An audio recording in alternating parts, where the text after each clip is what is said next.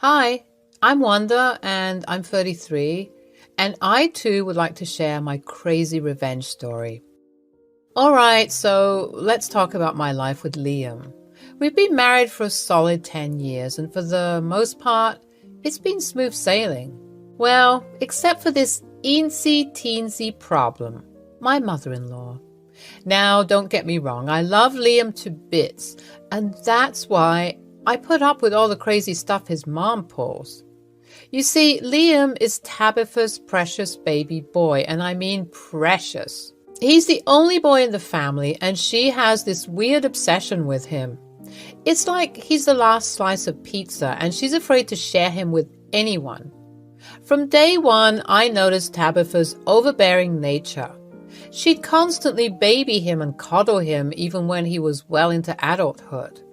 Liam didn't like it one bit, and he'd often tell me how his mom had scared away his previous girlfriends with her antics. But lucky for me, I stuck around despite all that craziness. The thing with Tabitha is that she was super sneaky. She won't outright tell you she doesn't like you.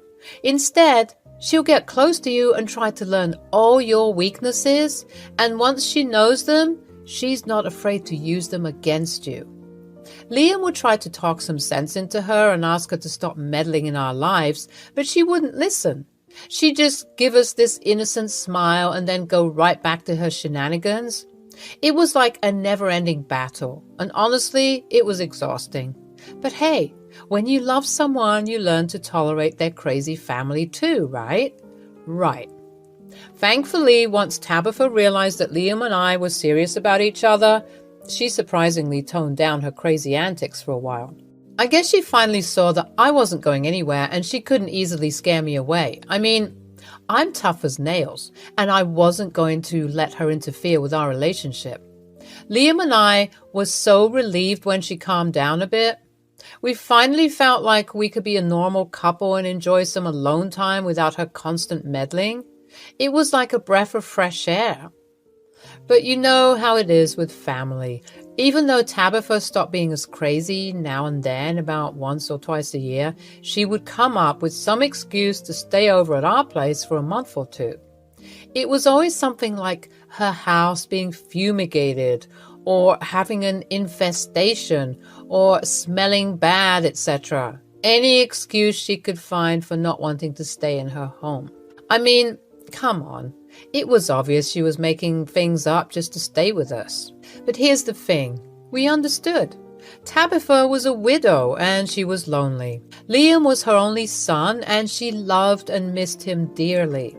So even though we knew she was making up excuses, we didn't mind having her over.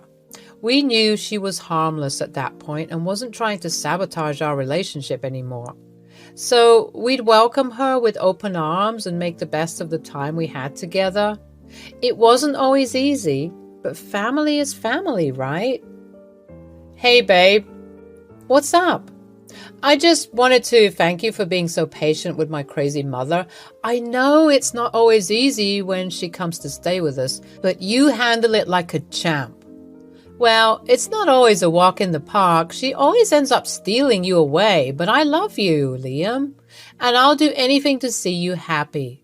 Besides, it's kind of cute in a way, you know? This little old lady wants to be in her son's company from time to time. It just shows that she cares about you. Yeah, I guess you're right. She can be a handful, but deep down, I know she means well. It means a lot to me that you understand that and are willing to put up with her occasional visits. Of course, Liam. We're a team, right? And family is important. Your mom may drive us a bit crazy sometimes, but she's still your mom and she's a part of our lives. So I'll welcome her with open arms whenever she wants to stay, even if she comes up with some wild excuses. You're amazing, you know that? Thanks for always being there for me and putting up with all of us, the good, the bad, and the crazy.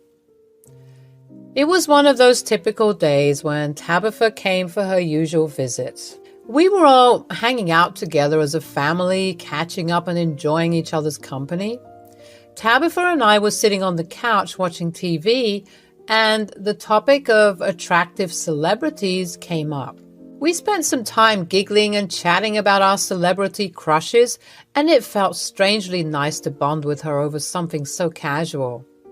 It was a side of Tabitha I hadn't seen before, relaxed and just enjoying a simple moment together. Oh, Wanda, did you see that actor on the TV? He's quite the handsome devil. If only I was 20 years younger. You mean George Clooney? Yes, he is quite attractive. I wouldn't mind a ride on that merry-go-round. Tabitha! Who would have thought? Oh my goodness. He's so attractive. And what about that other man, the one that I love so much? Oh, you mean Idris? Idris Elba? Yes, him. Honestly, I'd risk it all for that man. If he came up to me, I'd probably leave your son for him. When I said this, I noticed that Tabitha stopped smiling and giggling. You'd leave Liam for this man? Oh, Tabitha, I was just joking. Of course I wouldn't leave Liam for Idris Elba. Or would I? Wink. I could tell that she didn't take it lightly, and I tried explaining that it was all a joke in good-hearted fun. But it looked like the gears were turning in her head. The very next day, I got an Instagram DM from, drumroll please, Idris Elba. Why, hello, young lady. I was scrolling and I noticed you, and I just wanted to say that you're the most beautiful lady I've ever seen. Please, can we talk? I would be honored. Yeah, right, as if the real Idris Elba would message me out of the blue. But I played along just to see where this was going, and guess what? It was none other than my lovely mother-in-law, Tabitha. She thought she could pretend to be Idris Elba and try to fool me. Oh, I couldn't help but chuckle when I saw her attempt. The fake account had no blue verified checkmark, 0 followers, 0 pictures, and the one follower on that account was Tabitha herself. I mean, come on. Did she think I wouldn't figure it out? Her attempt at tricking me was adorable. Babe, you won't believe what happened. I was chatting with your mom yesterday, and we got on the topic of celebrity crushes. You know, just having some harmless fun. Uh-huh. Well, we were talking about some celebrities we find attractive, and she mentioned Idris Elba. And then I said that I would leave you for Idris. What? Hey! Sorry, not sorry, babe. Okay, I don't blame you. And then what happened? So after our chat, I got a message on Instagram from Idris Elba. Wait, really? No, of course not. It was your mom, Liam. What? How does she even know what Instagram is? Beats me. Looks like she figured it out, though. How do you know it's her? Okay, first of all, look at the DM. Does this sound real? Liam read the text and burst out laughing. And look, the account has 0 followers, 0 pictures. It's not even verified, and Tabitha was the one and only follower. That's hilarious, but why is she texting you as Idris Elba? Yesterday when I mentioned that I'd leave you for Idris, she got real serious and stopped laughing. Oh. Yeah, I think she thought I was being serious about leaving you for Idris. And you know your mom, she's obsessed with you. So I guess this is her way of testing if I'm going to take the bait. No way. Mom went all out with this one. I'm still impressed at the fact that she managed to use a smartphone. Mom's got some wild imagination, I'll give her that. But honestly, I think she's just having some fun. She loves you and knows you're not the type to fall for something like that. I don't know, babe. I think she thinks she's doing some real detective work. I know she's trying to catch me doing something so that she could come and report it to you. Okay, so what's the plan now? Well, I might keep playing along a bit. I mean, It's not every day you get the chance to pretend you're being wooed by Idris Elba. Liam and I laughed about it a bit more, and I texted Idris back and said, "Oh my goodness, a real celebrity texting me? I'm so flattered." Tabitha almost responded instantly, like she was waiting for my reply. "You deserve to be spoiled, baby. I can show you the world. Are you married?" "Well, I'm a happily married woman. My husband is amazing, and we've been together for 10 fantastic years." "Oh, happily married, you say? That's a shame. I'm sure I can treat you better." "Yeah, it's a shame, but I have to be honest with you. My husband is my world, and I wouldn't trade him for anything." "Come on. Don't tell me you've never been curious about what it's like to be with someone like me. I could show you a whole new world." "Oh, I bet you could. But you see, I've got a good thing going with my man, and I wouldn't trade it for anything, not even for a fantasy with you, Idris." "Don't you want to see how amazing it would be? Trust me, I can sweep you off your feet." You're quite the charmer, Mr. Elba, but I don't think my husband would appreciate that." "Your husband doesn't need to know. It'll be our little secret. We can have the time of our lives." Tempting? Yeah, baby. Have you ever been to Dubai, Mauritius? I hear it's lovely this time of the year. "But how could I get away from my husband?" "You work as a journalist, right? Tell your husband that you have to go on a trip to study something in one of these beautiful places, and my people will handle the rest." "You know what, Idris? That might work. But hey, wait a second. I never told you what I did for a living." At this point, I'm pretty sure Tabitha was panicking, realizing that she messed up because she took 30 minutes to respond. But eventually she texted back, "I'm rich and famous, baby. Do you think I didn't do a background check on you before we started talking?" "Okay, fair enough. So when can you pick me up?" "I can pick you up by the end of the week. Let's meet at a cafe. I'll send you the details." "Okay, Idris. Can't wait." "I love you." "Love you too." This was cracking me up, texting Idris Elba, who was under the same roof as me. The next day, I was just sitting at the breakfast nook when Tabitha stormed in, looking furious. She started yelling at me, accusing me of cheating as she revealed that someone special had sent her screenshots of me and Idris DMs. She thought she had caught me cheating red-handed. I tried my best to look upset, but I ended up having to stifle a laugh, which only seemed to make Tabitha angrier. She was convinced she had pulled one over on me, and boy was she wrong. Tabitha then decided to call Liam, who was at work, and put him on speaker. She spilt the whole story, boasting about how her plan had worked and how she caught me in the act. "No, Tabitha, please don't call him. You're gonna get it. Just wait." I bit my tongue as the phone rang, trying so hard not to laugh. "Hey, Ma, what's up?" "I have some news for you, Liam, and you're not gonna like it. Wanda has been cheating on you." "Oh?" "Yes, and you'll never guess who it is." "Who is it, Ma?" "It's Idris Elba. A very special someone had sent me screenshots of their conversations. I forwarded them to your email. Check them out." "Liam, I'm so sorry for hurting you." "Oh, don't act innocent, Wanda." "Yeah, Wanda, I can't believe you would do this to me. I'm almost done with work, and I'm coming home to sort this out. I'm going to divorce you, Wanda." "Oh my God, Liam, don't speak like that. What about the children?" Liam played along perfectly, pretending to sound hurt and angry on the phone. "They'll understand that I had to get away from you." "Come on, you guys. It's not like I cheated." "Yes, you did. You showed a willingness to cheat, and that's still cheating." "Okay, fine, you got me there, Liam. Give me another chance, babe." No, it's too late. Liam, I swear, I didn't mean to hurt you. I can't believe Tabitha would play such a mean trick on me.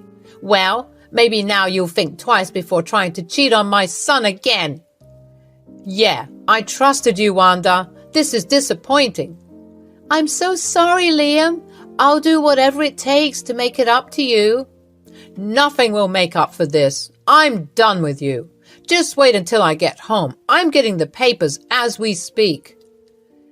Then Liam hung up the phone and I had to keep up this charade until he got home. Tabitha looked so proud and smug about what she thought she'd accomplished, but she was in for a rude awakening. When Liam got home, he stormed into the house with a serious expression, and he looked right at his mom, Tabitha, saying, "Idris, it's time for you to pack your bags."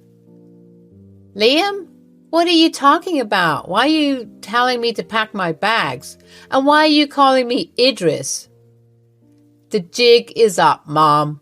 We knew it was you all along. You were the one texting Wanda and pretending to be Idris freaking Elba. I have no idea what you're talking about. I would never do such a thing. It's beneath me.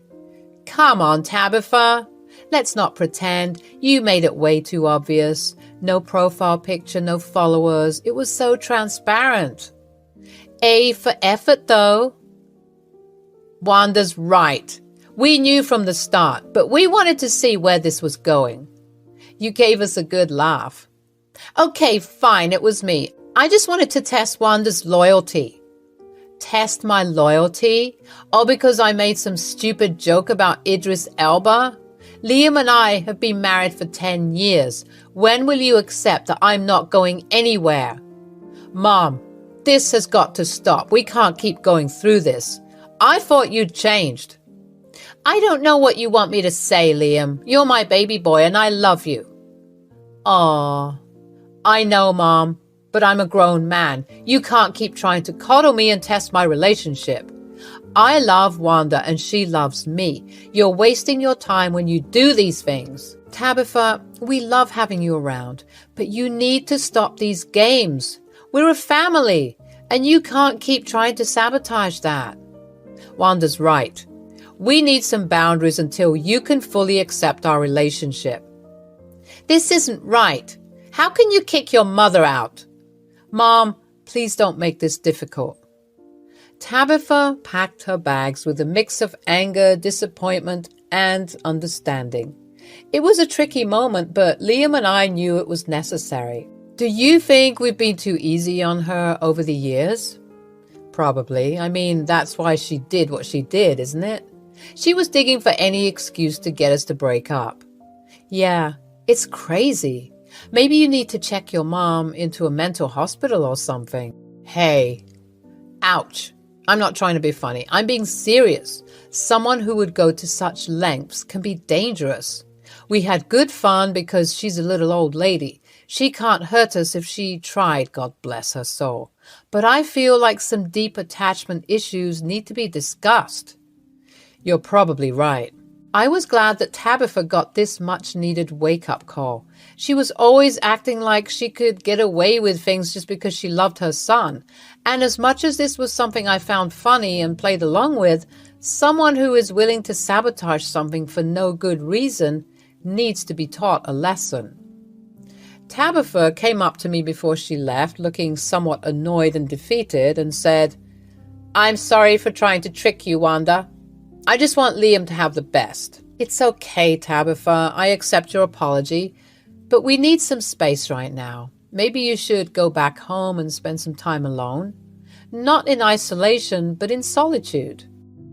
Tabitha looked a bit hurt, but she nodded. You're right. I guess I got too clingy and attached to my son. I put my hand on her shoulder, trying to be understanding. I know you do, but you need to let your son live. He's an adult, not a baby. We love you, and you're always welcome, but we need some boundaries. Maybe we were too easy on you, so now we gotta have a bit of distance. I mean, you threatened my marriage. That's a big deal. Tabitha nodded again, and I could tell she was trying to hold back tears. I understand, I'll try to give you both some space." We hugged, and I reassured her that everything would be fine. Deep down, I knew that Tabitha meant well, but her overprotectiveness could be suffocating at times.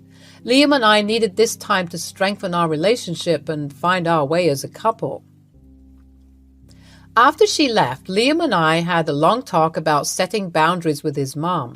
He understood that we needed to have time alone and agreed that we should stand firm in our decision. As the weeks passed, Tabitha gradually respected our space. We would still visit her and have family gatherings, but it was evident that she was giving us the breathing room we needed. It was a step in the right direction, and I was hopeful that our relationship with Tabitha would eventually find a healthy balance. In the end, it all worked out. Liam and I grew closer than ever before, and Tabitha learned to trust our love for each other. We created a happy and loving home, and we were grateful for the experiences that had brought us even closer together. As she left, Liam put his arm around me, and we looked at each other with a sense of relief. I know this story isn't as vengeful as the other stories I see on this page, but I just thought that I'd share a somewhat light-hearted story of mine, where the revenge I got didn't end in complete and utter chaos. Rather, just a teaching moment for someone who I still care about dearly. I, Cami, have always been a very non-confrontational person. So my story is going to shock you a little. When I met my now husband, Damien, we clicked right away. We started dating right away, and I knew from the beginning that he was the one. Damien was a sweet and caring boyfriend who always loved pampering me. My own parents kind of neglected me, so I treasured him. When we were together, we felt like everything was going right. However, our life will not always be full of sunshine and roses. It all started when I met his family. Knowing Damien, I always thought that his family would be equally sweet and kind. Turns out I was wrong. What I didn't know was that he came from a very patriarchal family. His Orthodox father, Bob, was a conservative man with a stubborn attitude. When I met him, he made all sorts of weird comments about me.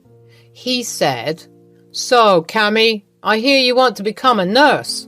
"Yes, Bob, my grandma was a nurse and she inspired me to join this field. I'm a little worried about getting a good scholarship. It's my dream to get into the best nursing school in the state." "Cami's a very good student, Dad. She's one of the top performers in our class. I take her help when I'm stuck with something." "What does it matter if she's a good student? She's a girl. There's no use for her to go to college." "Cami, don't you think you're better off doing something else, like baking or something?" "No, Bob, I want to be a nurse. It has been my dream since I was little." "Well, it's time to grow up now. If you become a nurse, you'll hardly have time to take care of my son. I don't know why he's encouraging you." "Dad, I can take care of myself. It's not the 90s anymore." "We will be fine. Quit criticizing Cami about her goals." Bob didn't care what his son said. He went on interrogating me and asking me absurd questions. From the way he spoke to me, I knew he didn't think much of me or anyone from my gender. I was starting to get agitated but held my tongue. As I said, I am a non-confrontational person and usually want to keep the peace. Damien was also shooting me apologetic looks the entire evening. His younger brother Charlie didn't speak much but seemed to be a little better than his dad. When dinner was finally over, Damien offered to drop me home. He was constantly apologizing for his father's behavior. He said, "I'm so sorry, Cami. I know my dad really upset you today. He's very old-fashioned and just won't change his thinking. I've tried. Ever since Mom left us, he got even worse. Sometimes I think he takes out that anger on other people." "It's okay, Damien. Your father's rudeness has nothing to do with you. I am not blaming you one bit. I'm just a little disappointed in him." "Just give him a chance, Cami. I'm sure he'll come around. He just needs to see what an amazing person you are." We talked about the dinner and agreed that it was too early to worry about his dad. Our relationship was still very new and we didn't know what the future held. Bob, however, did everything to convince me to give up my studies. It's like he had an obsession with me being a housewife. I told him multiple times that I wanted to work and be a nurse. He never really seemed to listen to me. After graduation, I and Damien finally got into our dream colleges. He pursued a degree in architecture and I started a nursing program. I and Damien lived close by, but avoided staying together. I had a very hectic schedule and didn't want to be distracted. Damien was still living with his dad and Bob didn't want me in the house. Things were slowly getting better after Damien got his place. With graduation near, Damien decided that it would be the best time to propose. He popped the question the day after our graduation. We were ecstatic and looking forward to telling our family. My family, as usual, was very dismissive about the entire thing. Nonetheless, they were happy for us. When we told Damien's family, his initial reaction appeared to be happy. However, soon his reaction changed drastically. He said, "So, now that Damien has proposed, I hope you'll finally grow some sense." "What do you mean, Bob? I don't understand." "I mean, you're going to marry him anyway. There is no need for you to work anymore. My son already got a good job, and I'm sure he can take care of you." "He did get a good job, Bob, but I want to be independent, and you know this was my goal all along." "Don't tell me you're still stuck in your stupid dream. It's childish. Once you're a married woman, you need to be home and take care of your family. I hope you are not one of those child-free people." "Dad, it's too early to talk about kids. Besides, what we do in our married life is none of your business. Cammie will join her job. In fact, she is starting next month as a new hire." "Don't be ridiculous, Damien. You know how our family works. Also, you are the eldest son. You need to give me an heir. I would expect you to start trying for kids soon after the wedding. Cammie's job won't be a good look for our family. How is she going to manage the house anyway? You will be left with all the chores and childcare. That's not what men do."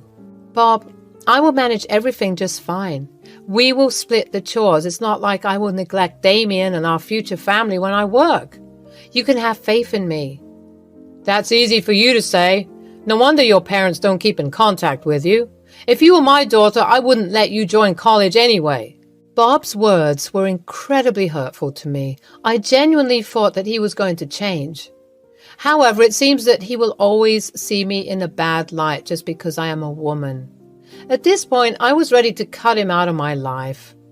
He was even criticizing Damien for not keeping me under control. It was bizarre. However, when I talked to Damien about the situation, he said, "Cammie, I know Dad is not the nicest person, but he is still my dad.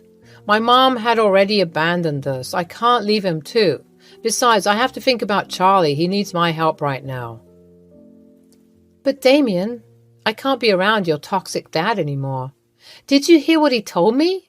Do you think we should reward this behavior?" "Absolutely not, Cammie. I don't support his behavior in any way. All I'm saying is going no contact is not an option. If you want, you can stay away, but I have to look after him and Charlie. I promised I wouldn't abandon them." "Fine, Damien, but promise me you will walk away when he becomes too much." "I promise, Cammie. I will always stand up for you when Dad bullies you. You can be sure of that." With that, I thought he had made the right decision. When Bob was informed about this, he did throw a fit. Bob started to berate Damien for allowing me to disrespect him. He wanted to be treated right, and I had to be a good daughter-in-law to him. Too bad I wasn't going to be the ideal daughter-in-law he had envisioned. Thankfully, his target for a prospective daughter-in-law changed when he met Laurie, Charlie's girlfriend. She was everything Bob wanted in a daughter-in-law. Needless to say, Laurie quickly became his favorite. He even started to favor Charlie for choosing such a nice girl. While I didn't care, I could tell that Damien was hurt. The worst thing was that Charlie and Laurie also joined Bob in bullying us. During our wedding rehearsal, they sat with us and criticized all my choices for the wedding. They also berated my husband for spending so much money on my demand. Charlie said, "Hey bro, your wife sure did milk you out of a lot of money. You need to get yourself under control. Before you know it, she'll be ordering you around and making you the wife." Yeah, I've been telling him that. Turns out he never listened. It's not long before he gives up his job and becomes a housewife instead. He might as well just give up now. You need to stop disrespecting my fiancé like that. Just because he treats me with respect doesn't mean he deserves your bullying. Also, this wedding was equally funded by the both of us. Oh my God, Cammy, you need to watch how you talk to Bob. He's your father-in-law. I would never imagine talking to him like that. Have your parents taught you anything? Besides, I think Damien can speak for himself. He could speak for himself before his wife took over the reins. Bro, is your wife limiting your speeches as well? Everyone just laughed while Damien sat quietly.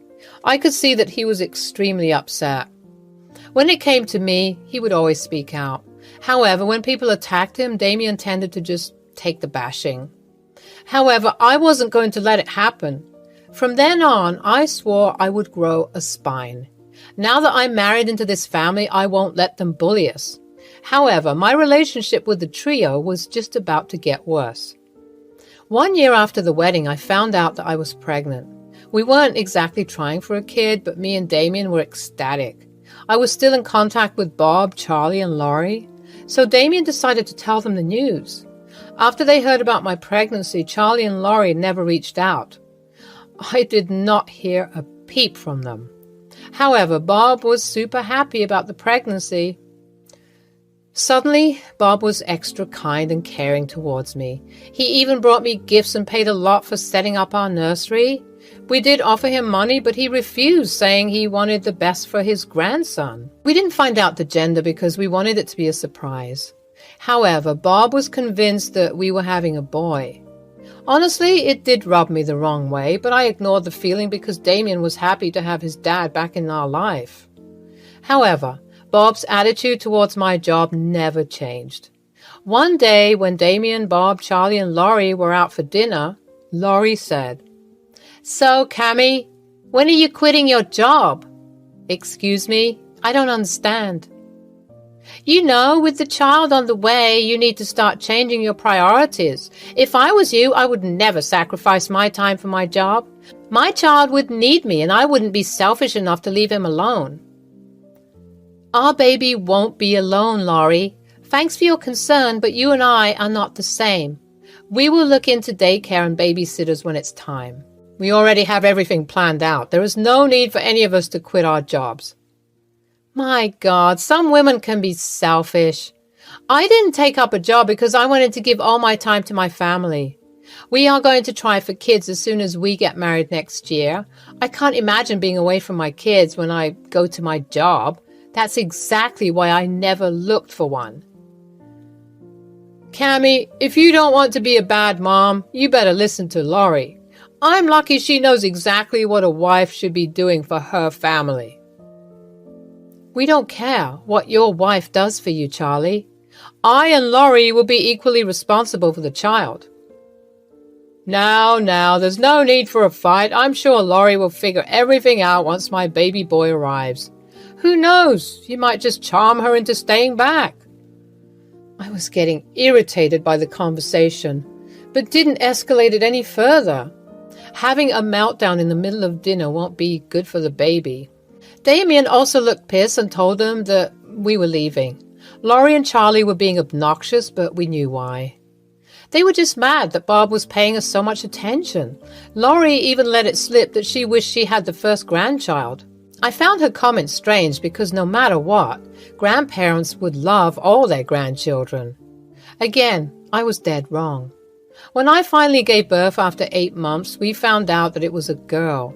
Me and Damien were over the moon because, frankly, we were looking forward to the baby girl. Damien and I didn't have any sisters, so we wanted to have a baby girl in the family. Charlie and Laurie also seemed to be happy. However, they weren't happy for us. You see, the moment we told Bob about his granddaughter, he just looked surprised. He refused to believe we had a girl. Bob came to my room and said, Is this true, Cammy? You had a girl?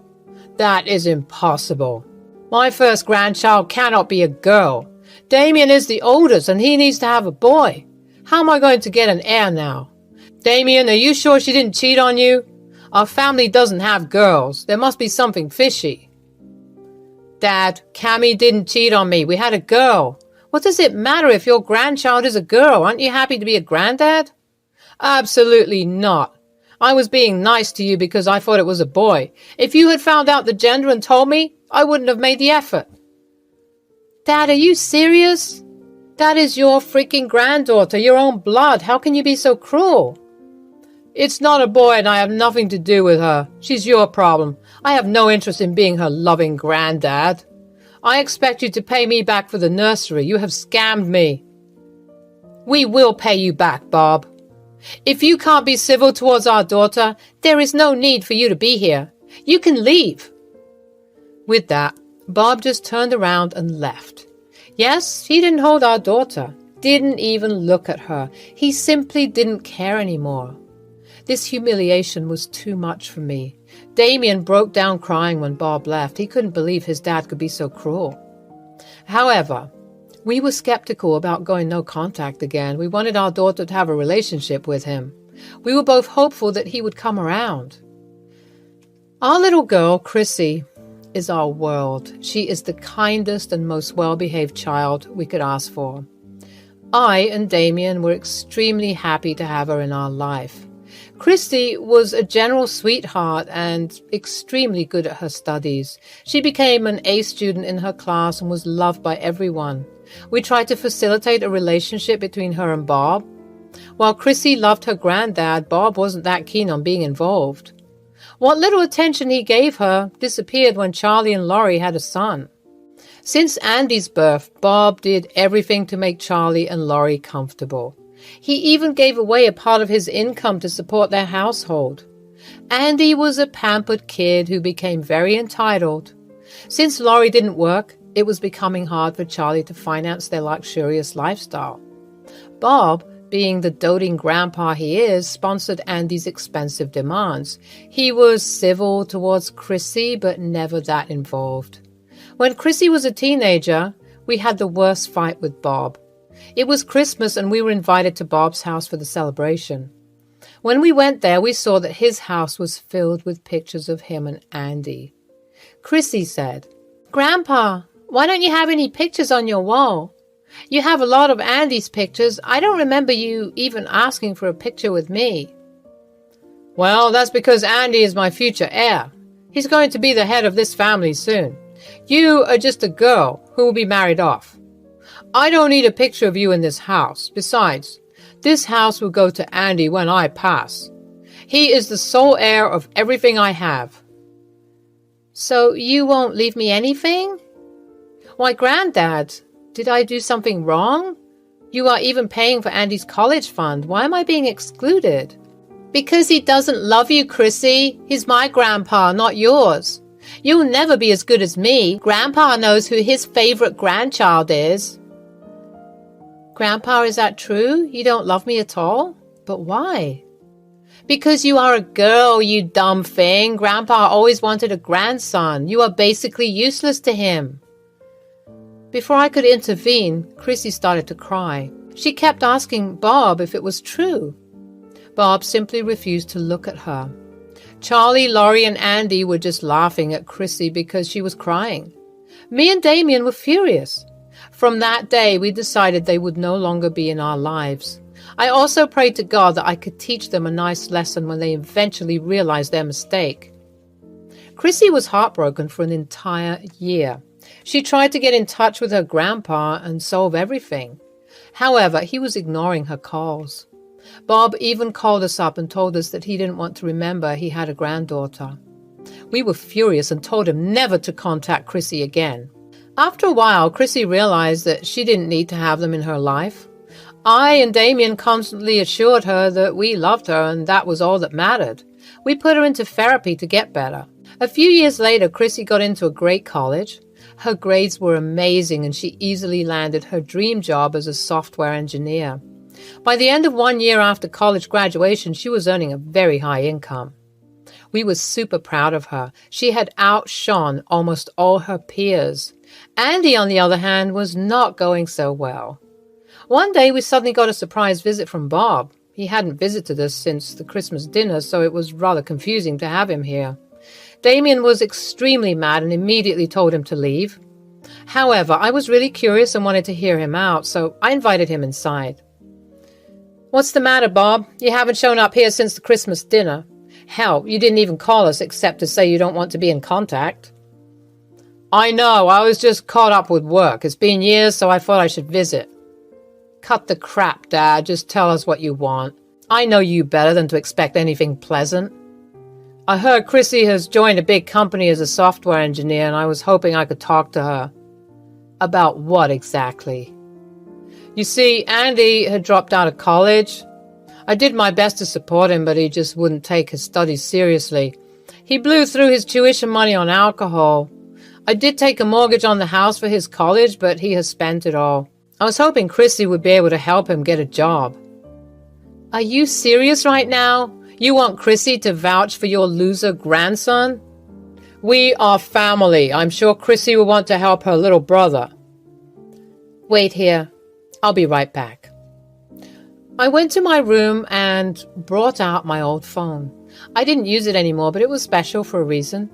I opened my phone and selected a picture. Then I showed Bob the picture. It was the same photograph of him and Andy that Chrissy saw in his house. Bob was speechless. I said, "If she is family, Bob, where is her picture? Do you even remember, or have you conveniently forgotten how you said she doesn't matter? You were the one who said you don't want a granddaughter. Suddenly you think she's your family?" "Look, it was a long time ago. We are still family. We don't hold grudges. Look, I even showed up at your house on my own. I will be happy to reconnect with Chrissy." "And will you include her in your inheritance, or is that still reserved for Andy?" "I don't have much anyway. I spent it all on Andy. The house is all I have left. Andy needs my help. His parents cannot support him anymore. They'll kick him out. I don't earn enough to support him now." "There is no way my daughter is helping your loser grandson. He doesn't even have a college degree. Do you think my daughter's company takes college dropouts? You must be kidding yourself. Andy deserves this. If only you hadn't coddled him so much, he would have at least had a job.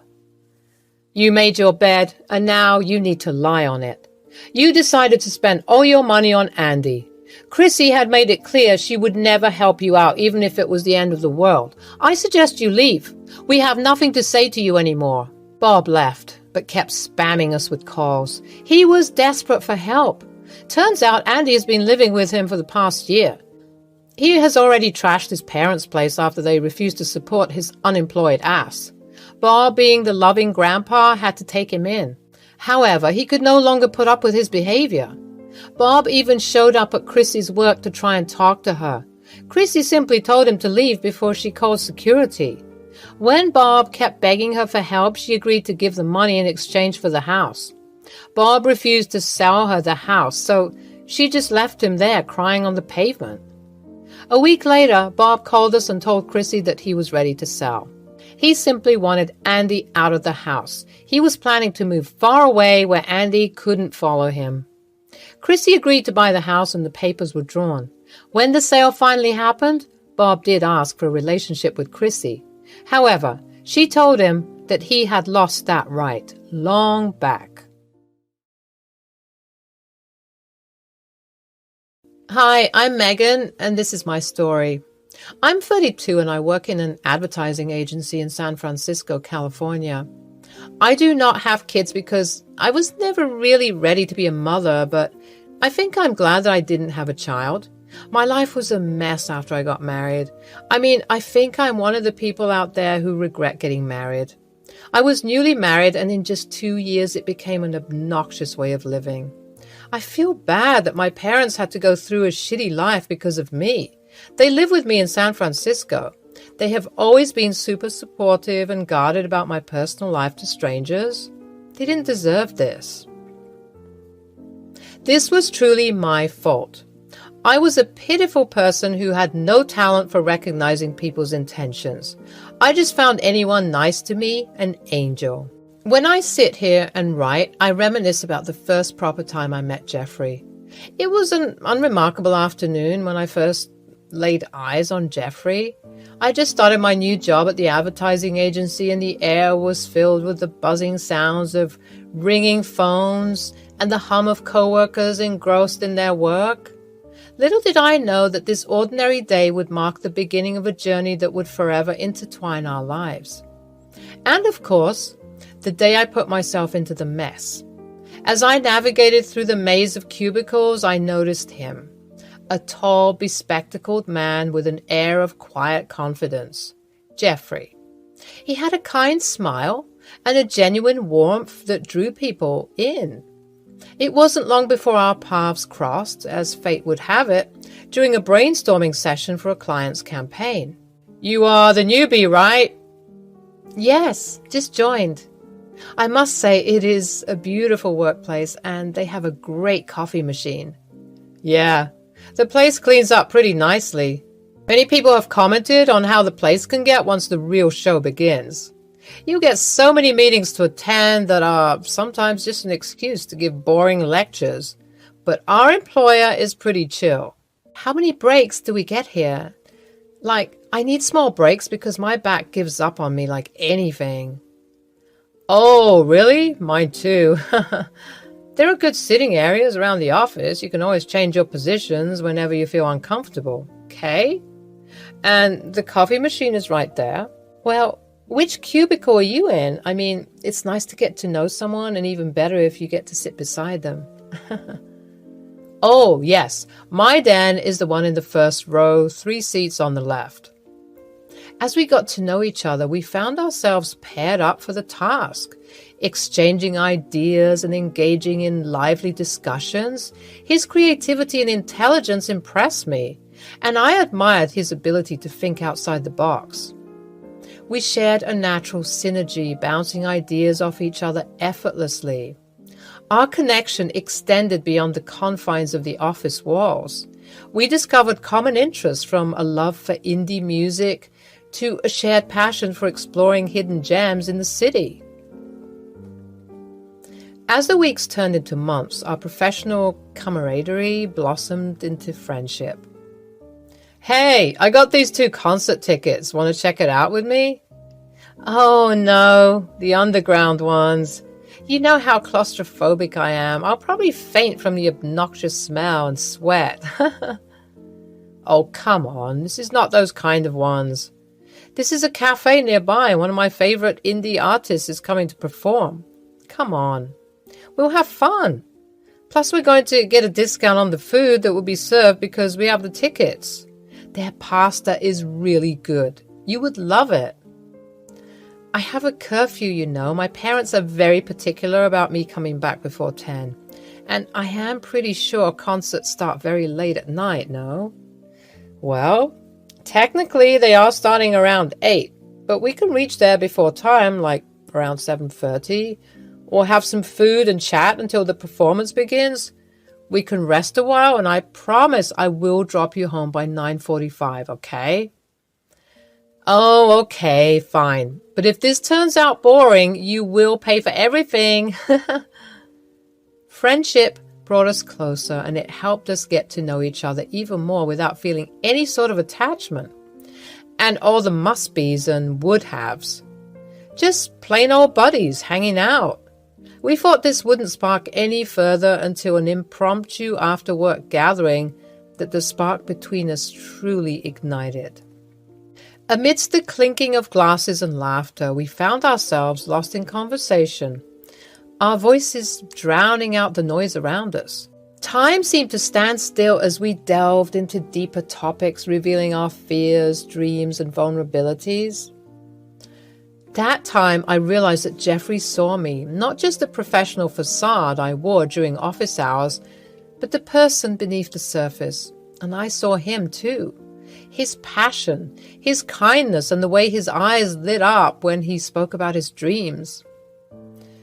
It was then that I knew there was something more profound brewing between us. Months passed and our friendship evolved into something deeper. We navigated the delicate dance of courtship, cherishing the stolen moments of shared laughter and stolen glances. With each passing day, our connection grew stronger until it became undeniable. We were falling in love. Everything sounds fluttery and nice, doesn't it? I know, because it felt like that at that time. But he was such a sly human being. The red flag was he was a total mama's boy. He would call his mom and talk to her in a babyish voice. He would have a different demeanor. He would whimper and giggle like a little child. I was shocked to see a transition like that. And he created a different personality in front of his mother. The things he would share with me, he would hide from his mother. That is always these type of people who end up being the creepy kind and makes you question every sentence. One day when he finished his call, I reluctantly interrogated him. Was that your mom? Yes. Is she angry at you over something? You were sweating bullets right there.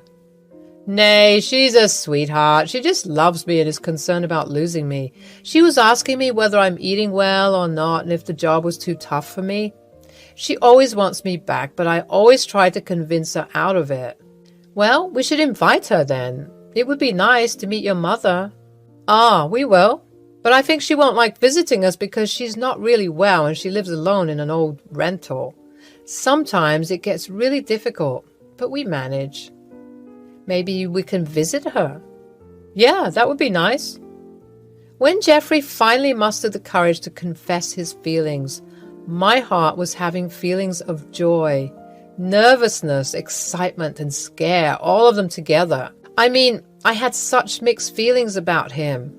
It was quite an evening at a local cafe, the aroma of freshly brewed coffee mingling with the nervous anticipation in the air. With trembling hands and a genuine vulnerability, he professed his love. My mind was blown by the fact that he was following two different worlds, and he was also going to mingle me into it. He decided that he would move in with me and my family, and he had no problem taking my last name as well. His mother's house is in Sacramento. He lived with her until he got a job here and settled. His apartment was expensive, so he was kind of really eager to move in with me. He never invited me to his mother's place as well, saying that it was too shabby and I won't like it.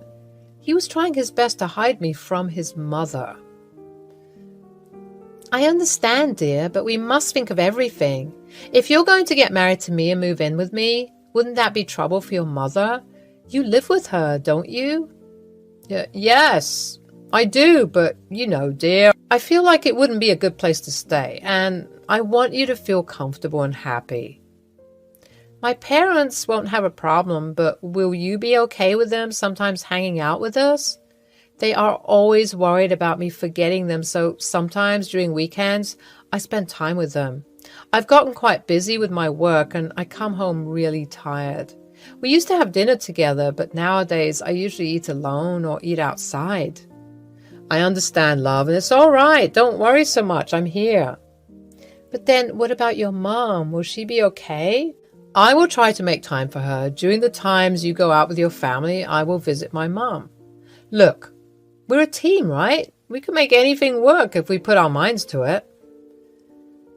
Our wedding day was not extravagant or grand, but it was filled with mixed emotions. As I stood at the altar gazing into Jeffrey's eyes, I knew that I had found my partner, my confidant, and my best friend, but also a secretive mother worshipper who also hides his real personality. Sometimes I wondered which one was his real side, the one he shows me or the one he shows to his mother. That evening, our journey had come full circle, from colleagues to friends, and now as husband and wife. But things took a sharp turn. I didn't know that the change would happen drastically. It felt like there was a small dent in our perfect picture frame. I find myself grappling with a peculiar sense of simplicity and monotony. Two individuals embarked on this marital adventure filled with dreams, hopes, and expectations. Yet, as time unfolded, our days seemed to settle into a rhythm that can only be described as unremarkable, even boring. From the moment we exchanged our vows, we vowed to be there for each other through thick and thin. Our love was simple, and our commitment was unquestionable. At least I wanted to try. But little did we realize that amidst the grandeur of our dreams, the reality of a simple and mundane married life would soon take hold. While Jeffrey was making arrangements to leave the apartment, I had a talk with my parents about the fact that he was moving in with us. "So, how's everything with Jeffrey?" "Hey, it's good, but sometimes I can't help but feel like something is off. I mean, Jeffrey's an incredibly talented guy. He's sweet and kind and does so well in his work. He and I have so much in common, but he has a strange side to himself as well." "See, dear, I told you the other day that my daughter has ended up marrying a creep. He looks intelligent and sharp, I don't doubt that, but his eyes are. I don't like his eyes. He also has immature and childlike behaviors which look kind of odd." Let us hear what she has to say before we jump to conclusions like that. I mean, Dad is right in a way. He does have two different personalities, actually three. He acts differently when he's working. With me, he's more or less chill and happy, but with his mother, there's an observable shift in his behavior. So he's a mother's boy, natural thing. The only child is a boy and the mother is a divorcee. I wouldn't be too surprised. Have you met her? I haven't. I mean, I told him a couple of times, but he's always hesitant about it. He said that his mother is ill and doesn't like the company of people. That is nonsense. You are his bride now. That is a basic decency to want to meet his wife. I mean, I'm not saying that it is compulsory, but it is what you say, a courtesy. Oh yeah, one more thing. Jeffrey wants to move in with us. Like, he would bring everything from his apartment and... What? No, I don't like him. I feel like he would be using you, and why isn't he letting you stay with him? Not like that I want you to go away, but I need to see his terms and conditions. Apparently, he says that his apartment is not that well put, and he doesn't want me to feel uneasy. Strange. In the early days of our marriage, I noticed how often Jeffrey would consult his mother before making decisions, seeking her approval and validation. It seemed as though her opinion held more weight than mine, his wife. At first, I tried to brush it off, thinking it was just a result of their close relationship. But as time went on, I realized that it was much more than that. Jeffrey's mother, Martha, had always been a dominant presence in his life. She had raised him as a single mother and had instilled in him a strong sense of loyalty and duty towards her. It was clear that he felt responsible for her happiness and would go to great lengths to ensure her approval. As the years went by, I found myself playing second fiddle to Martha and Jeffrey's life. Our plans and dreams took a backstage to his mother's desires. Whether it was choosing the color of our new living room or deciding on a vacation destination, Martha's opinion was paramount. I felt like an outsider in my marriage, constantly overshadowed by her influence. My attempts to address the issue were met with resistance from both Jeffrey and Martha. They couldn't understand why I was bothered by their close bond. They saw it as a sign of love and devotion, whereas I saw it as an unhealthy obsession that was slowly tearing us apart. Jeff, are we still going on that trip to Italy, right? It is our honeymoon. Yes, we are. Don't worry. I'll be booking the tickets soon. Your mother is not in immediate danger, right? No, not. She'll be fine. I took her to the doctor the other day. She's pretty stable. I think she'll be fine. It soon became clear that Martha held an intense dislike for me, and she didn't hesitate to manipulate her son in an attempt to drive a wedge between us. At first, I brushed off Martha's behavior as typical mother-in-law quirks, thinking that with time things would improve. But as the months went by, her actions became more calculated and hurtful. She would call Jeffrey and subtly undermine me, making disparaging comments about my character and constantly question my ability to be a good wife. Her disapproval loomed over our marriage like a dark cloud. It was heartbreaking to witness how easily Martha could sway Jeffrey's opinion and emotions. She knew how to play on his vulnerabilities using guilt and manipulation to cast doubt on our relationship. It seems as though every time we had a disagreement or faced a challenge, she was right there, whispering poisonous words in his ear, planting seeds of doubt and dissatisfaction.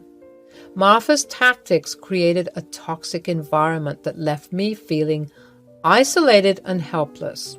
I desperately tried to maintain my composure and remain strong for the sake of our marriage. But her relentless campaign against me took a toll on my emotional well-being. I constantly questioned my self-worth and wondered if I would ever be enough to overcome her influence. There is one time she called Jeffrey's phone and I picked it up because he was in the bathroom, and it was my golden chance to confront her.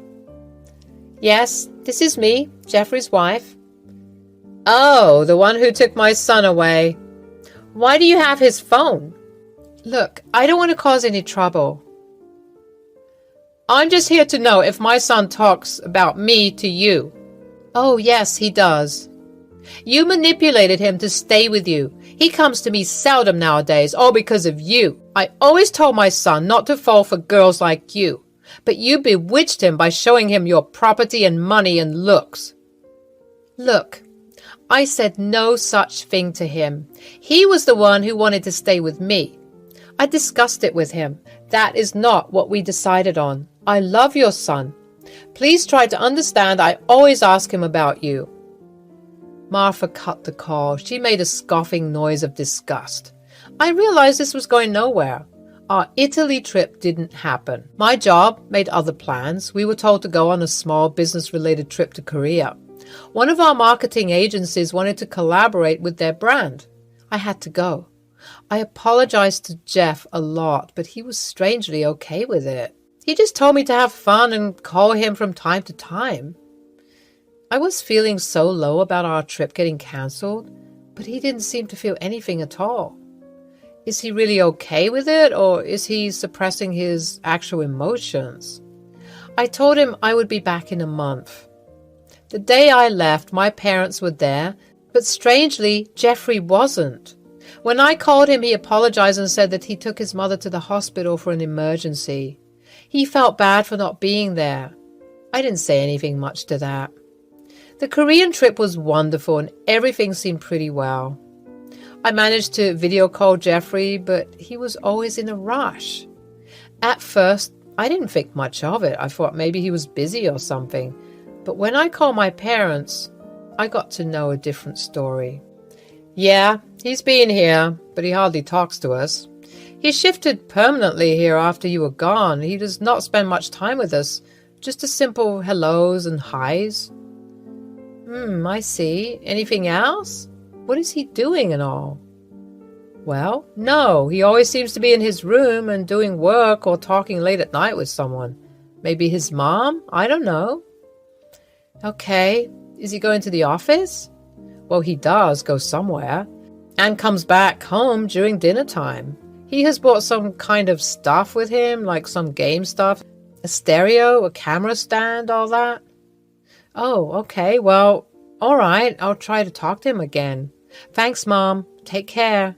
Things were getting quite complicated. Suddenly, one day, a few weeks before my flight back to Cali, I got a phone call from my mom. She was devastated and crying profusely.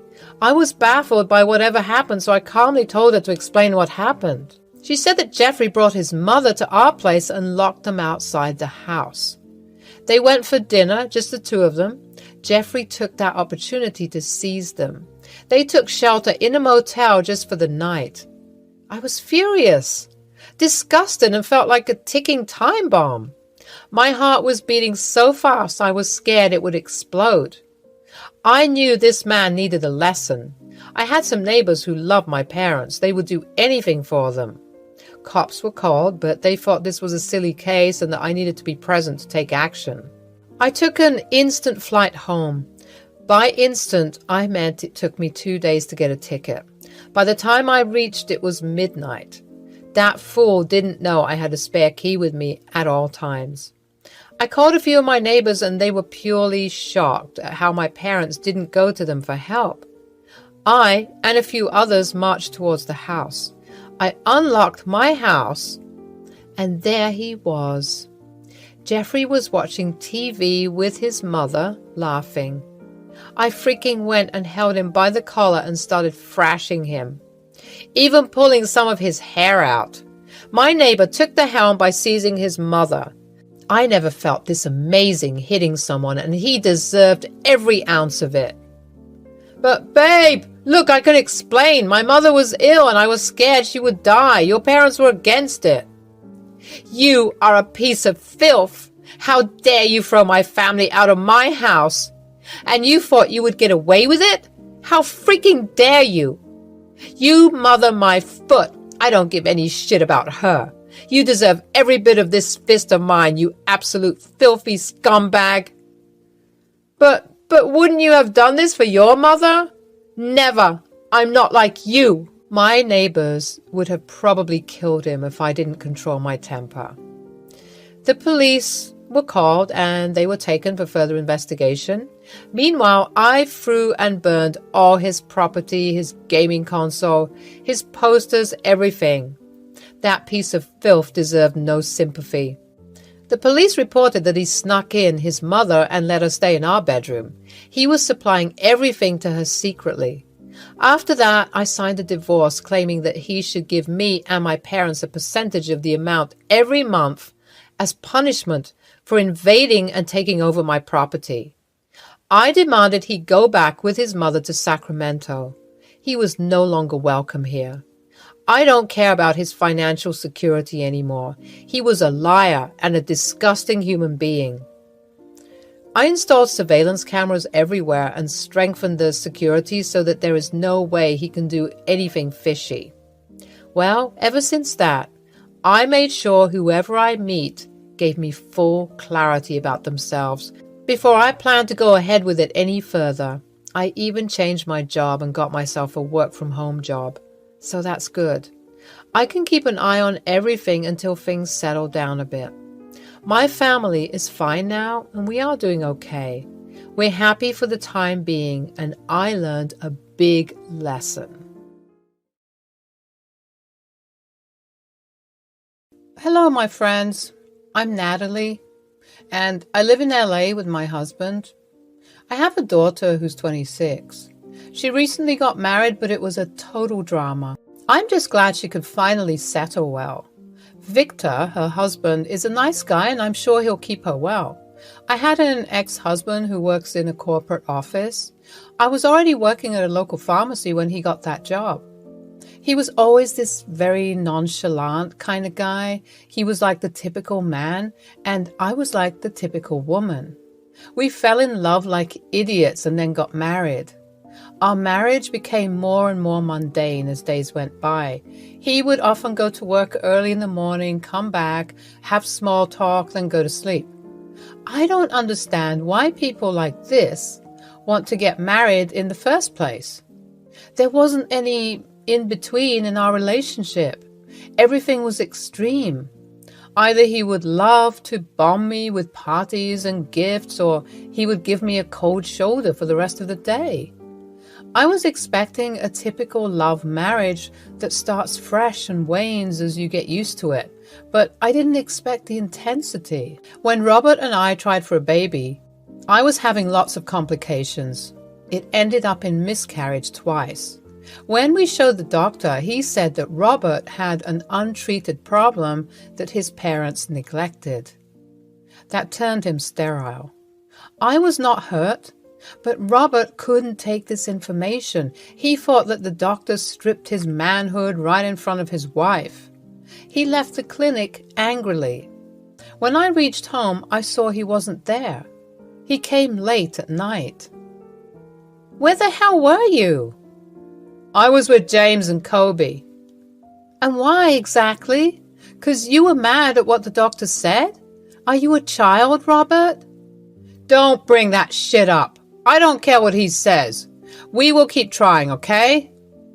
Are you insane? I had gone through enough pain. I can't go through this again, please.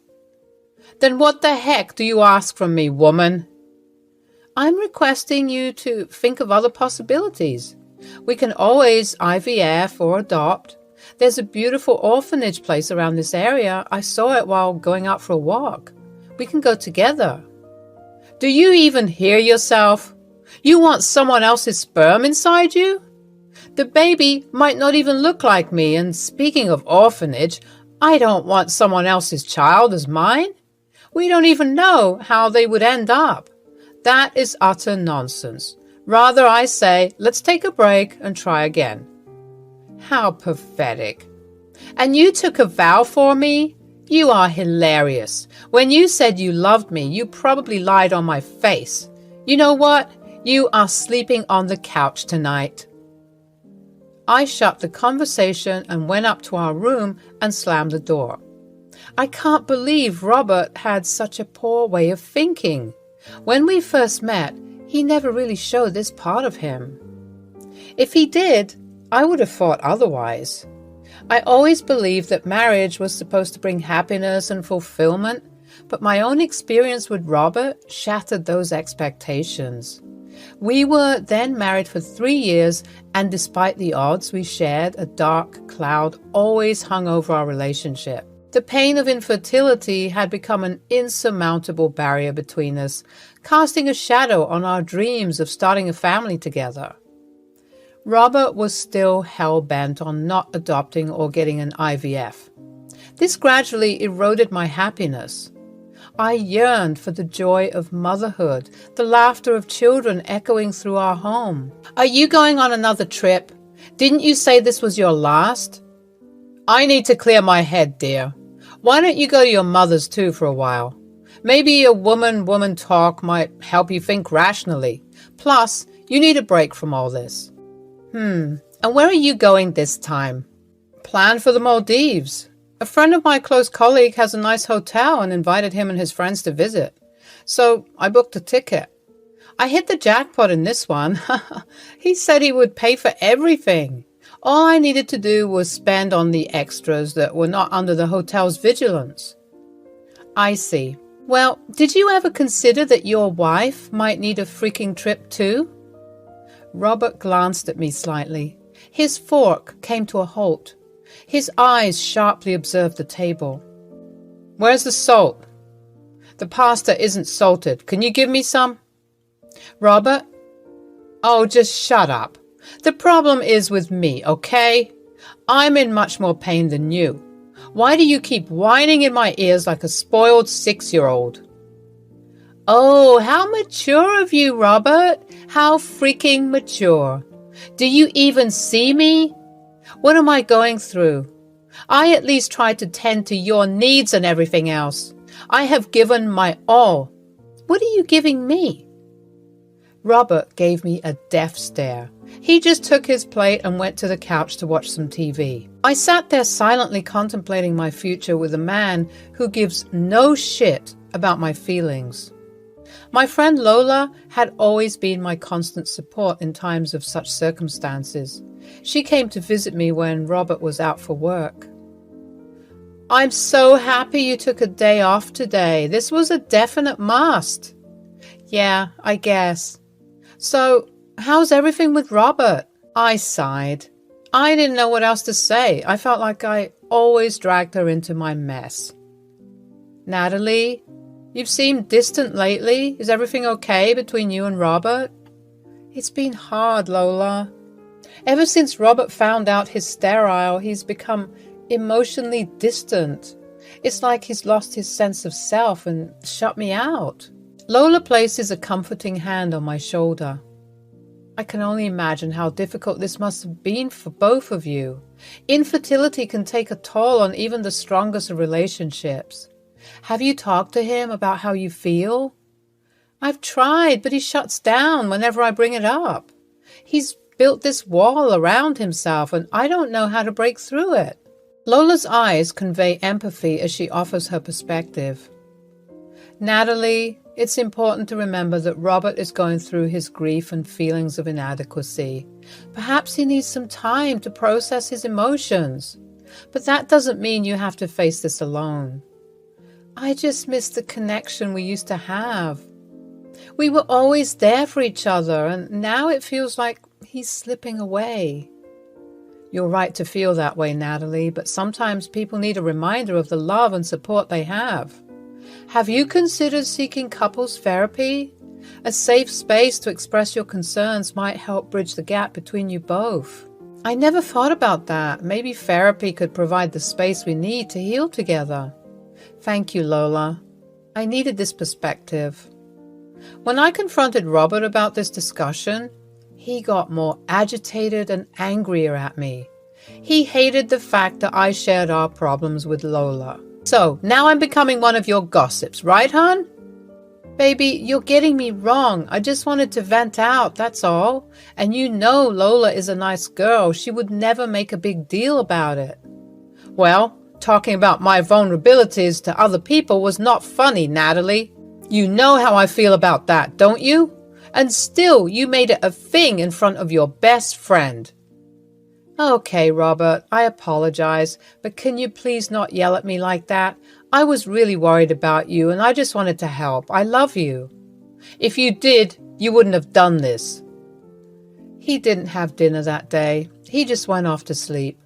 A few days later, he was getting ready for his trip when he called me in and told me that his mom was unwell and that I needed to take care of her. We had 2 bedrooms. He wanted to share the guest one with his mom. I was not upset about it. I just told him that it would be difficult for me to do everything since I had a job too. Well, keep a nanny then. That would be an extra cost, you know that. Then who will take care of my mother? Just don't worry about the money, Natalie. I will provide it too. But that never really happened. Robert was to be shifted to a new office in New York. He said he would call me and visit me now and then, but I could feel like our marriage was getting over. I wanted to spend a proper date with him that night. I took him out for dinner and had great food. We had fun, as one would normally do, but we also felt strained. After a few days, he left me. His mother started living with me. She was really old, but had one heck of an attitude. She was giving the nanny a hard time. Sometimes she would not eat. Sometimes when she did eat, she pretended to be sick. There were so many false scares that I had to take care of. I was getting tired of this. I wanted a break, like a real one. So I decided to go clubbing. That's where I met Louis. I never thought I would find myself caught in the web of an extramarital affair, but life has a way of surprising us with its twists and turns. It was a breezy evening when I first met Louis. We were both attending the same club, and from the moment our eyes met, an inexplicable connection sparked between us. He possessed a magnetism that drew me in, and as the night progressed, our conversations became deeper and more intimate. I found solace in Louis's presence, a refuge from the mundane routine of my married life with Robert. Our conversations were filled with shared dreams, hopes, and a level of understanding I had never experienced before.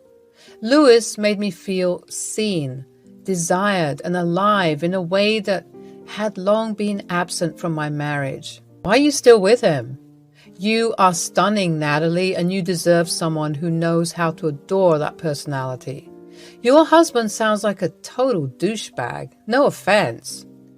I don't know. Maybe it's because I love him a lot, or maybe I think I still love him.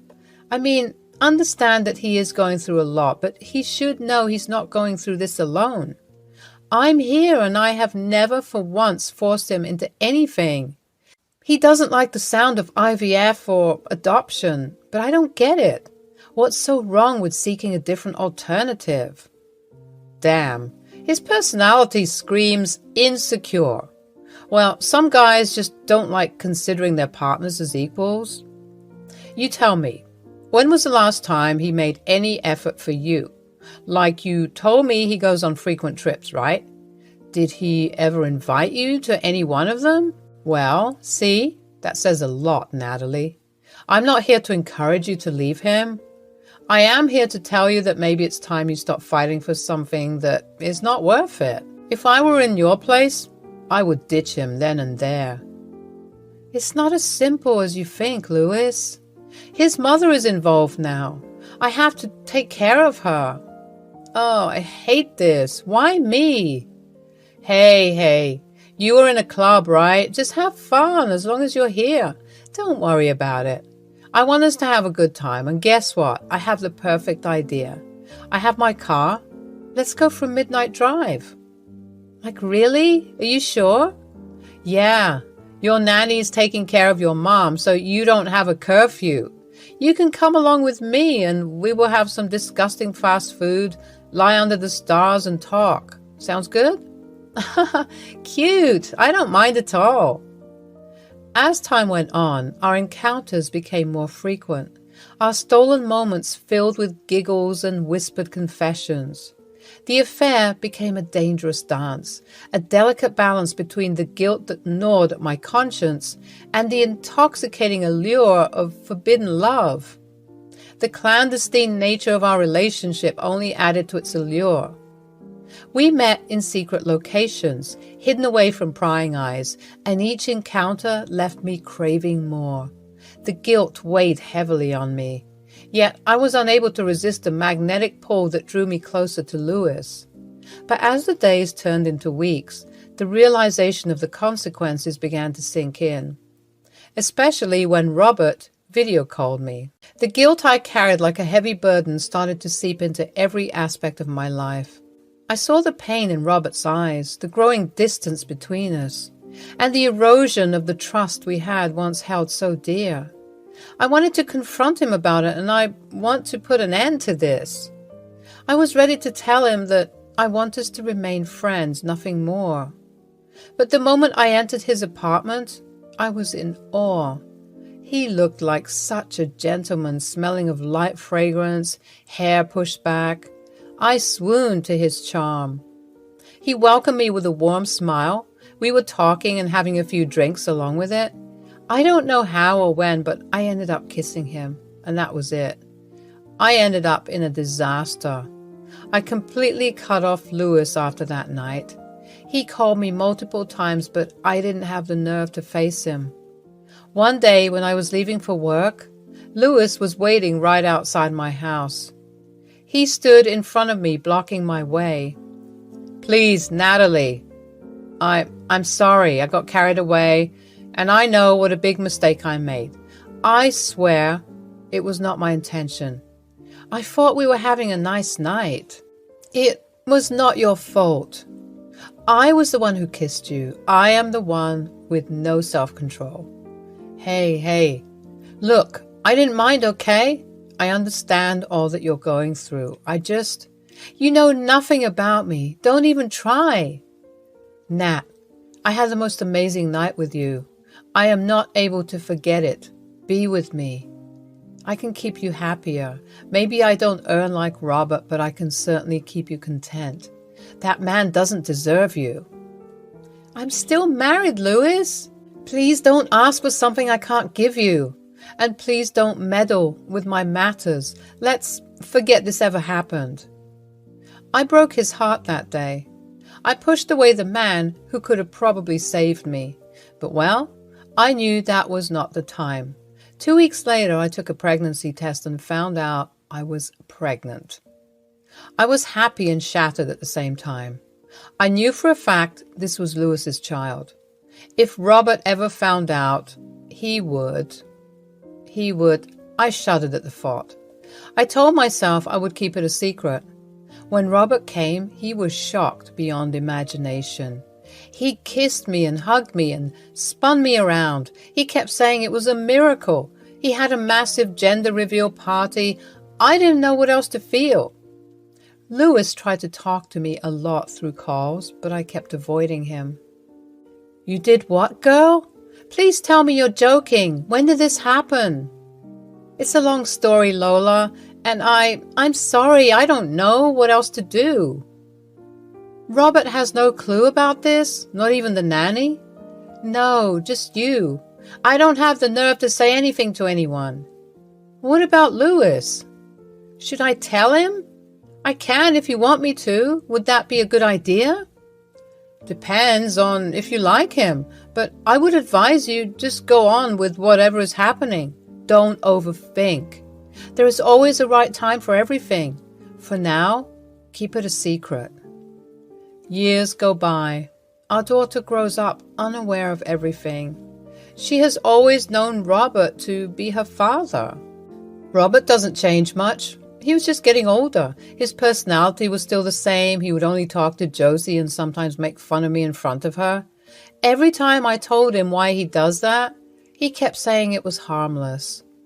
He created an invisible wall between us. The weight of my secret had been growing heavier with each passing day, suffocating me under its immense burden. It was a secret that had eaten away at my conscience as I watched Robert interacting with Josie. I had hoped against hope that my indiscretion would remain hidden forever, sparing us all from the unimaginable pain that would follow. As further years went by, the facade I had carefully constructed was crumbling before my eyes, and I knew that the time for secrets had come to an end. We were planning on Josie's marriage. How time flies. They were sitting in the living room. I entered and told Josie to excuse us. Maybe because I was shaking a lot. Josie left immediately. What is it, hon? Something wrong? Well, if you have nothing to say, there are a few things I need to discuss. First of all, my salary has been cut to... Voice fades in Natalie's head.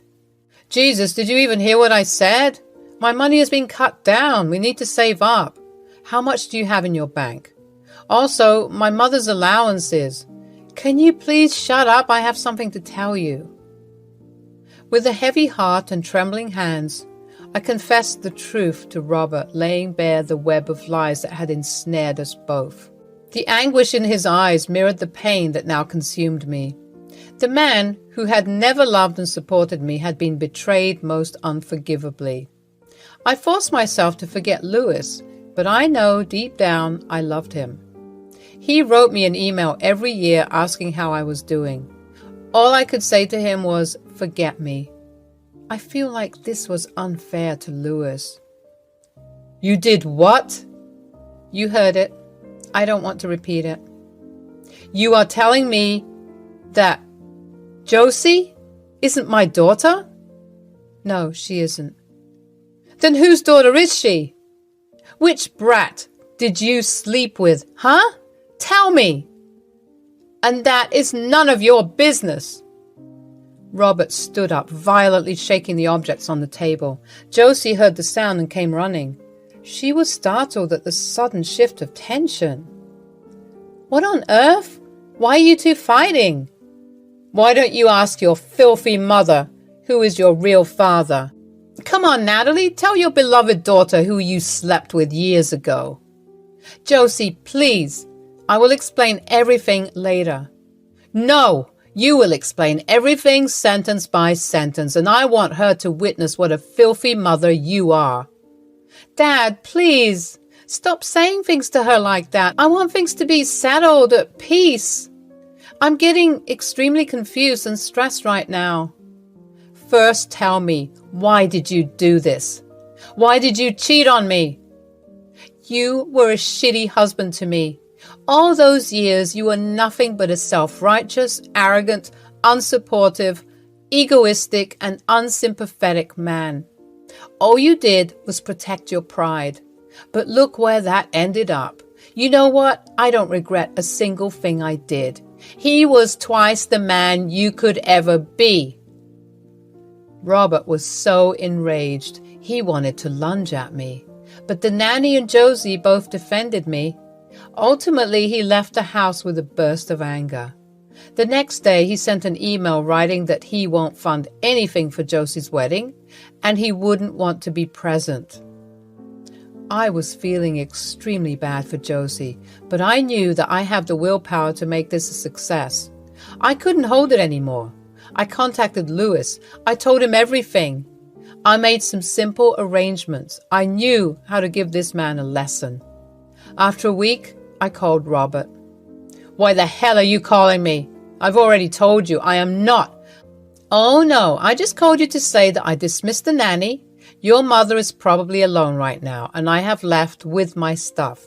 So the house is freaking yours. Do whatever you want. I just don't give a damn." "Wait, what do you mean you left? And what about Mom's allowance?" "Not my headache anymore. She is a pathetic person anyway. Gave an extremely hard time to the nanny. Plus, all the bills and stuff will be paid by you from now onwards.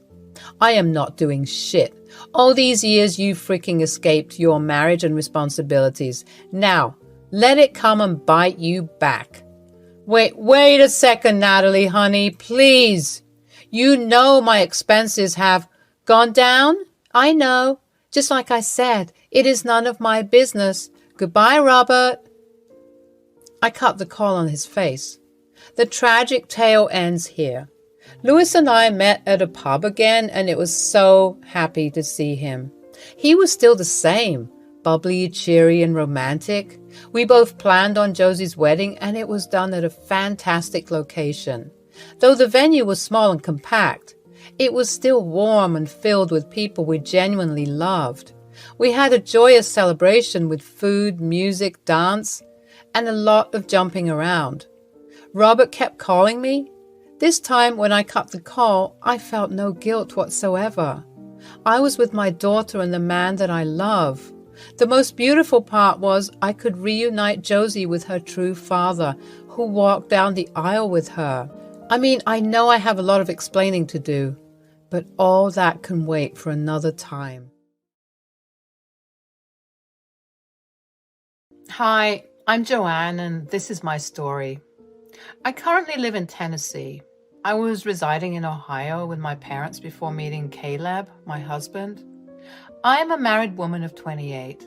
I never thought I would get married after my horrible breakup.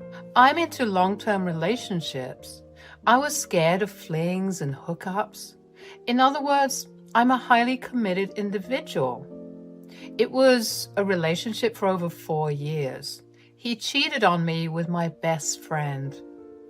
I was crazily in love with him, and I thought this would last, but maybe I was not good enough for him. He did the deed right before my birthday. He had been seeing Ashley more often than me. The day it happened, I remember it crystal clear. It was supposed to be a pre-birthday celebration. I was wearing his favorite dress and put on makeup just how he liked it. We planned to drink together and have a little time for ourselves. I invited Ashley because I cared and wanted her to not feel left out. That was the worst mistake. That was the worst mistake I have committed. I trusted her so much, and she completely flushed it out as if it never really mattered to her. All I wanted to do was spend some time after all the stress and everything in my own personal life.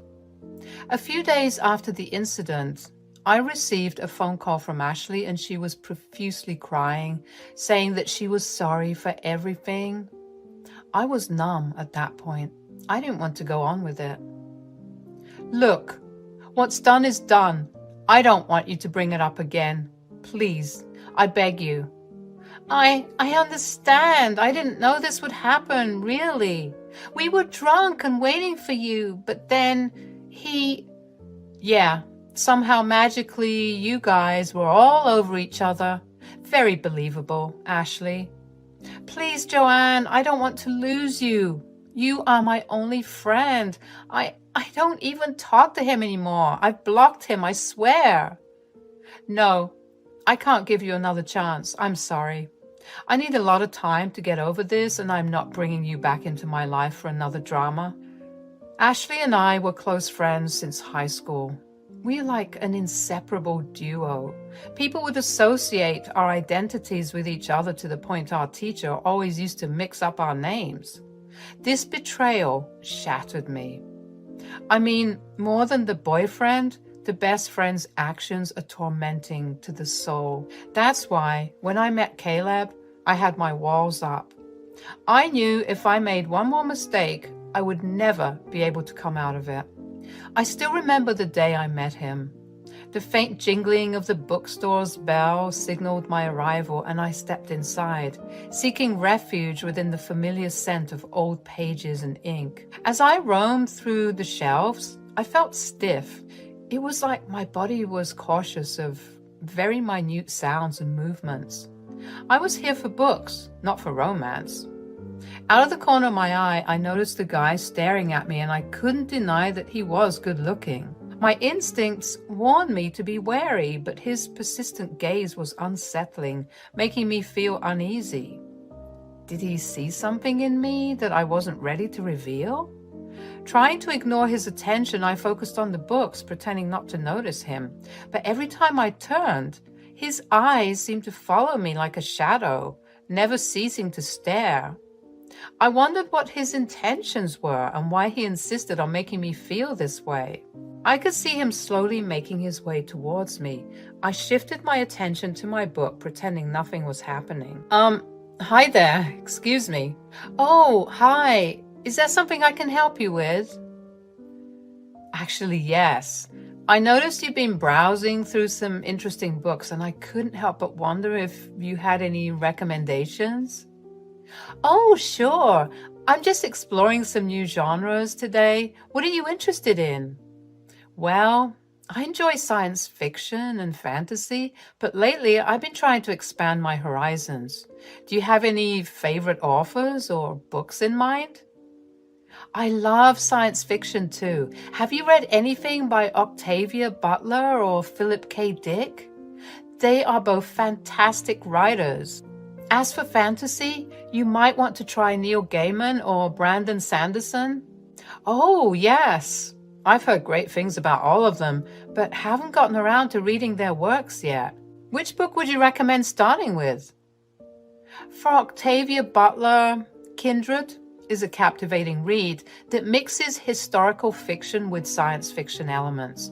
And if you want something mind-bending, Philip K. Dick's Do Androids Dream of Electric Sheep is a classic. As for fantasy, Neil Gaiman's Neverwhere is a mesmerizing urban fantasy tale. Thanks a lot. That sounds intriguing. I'll definitely check them out. I'm Caleb, by the way. Nice to meet you, Caleb. I'm Joanne. Joanne, would you mind if we talk some more over a cup of coffee? There's a cafe just around the corner, and I'd love to hear more about your favorite books. That sounds lovely, Caleb. I'd enjoy that. The cafe was very beautifully lit, and we managed to find a cozy place for ourselves. My wariness towards Caleb eased a bit, and I could finally feel comfortable talking to him. He was polite and soft-spoken, had his beautiful hair to the side and a cute mustache that complemented his face. Overall, he was really cute. I mean, as long as love wasn't involved, I was on the safe side.